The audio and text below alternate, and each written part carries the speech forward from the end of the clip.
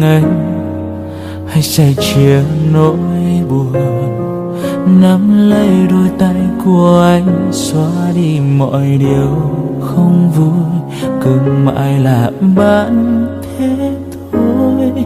Tim em thuộc về ai rồi để mình anh cô đơn phương tâm nhớ một người.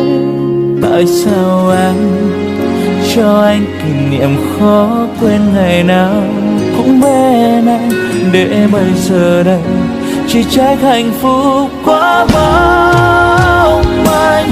Vì anh biết anh mãi là người đến sao em cũng không đành. Hai ta gặp gỡ để cho tình duyên phải lỡ, anh chẳng thể ở cạnh phía sau. Em chưa buồn làm anh thấy đau, hãy luôn hạnh phúc bước tiếp bên người em yêu.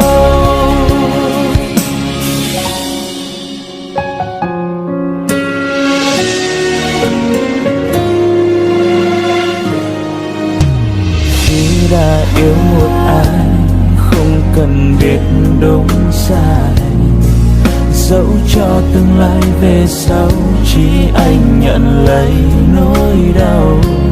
Ngồi nơi đây ký ức ngày ấy cứ bao vây, để nỗi nhớ tìm lại cho đến tận ngày mai sau. Chẳng phải vì anh biết anh mãi là người đến sao em cũng không đành.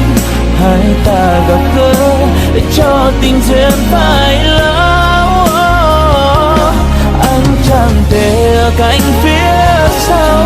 Em cho buồn làm anh thấy đau, hãy luôn hạnh phúc bước tiếp bên người em yêu. Chẳng thể yêu một người cho ta nụ cười, không yêu xin đừng trao nhau phút đầu, để cho tình duyên phải lâu.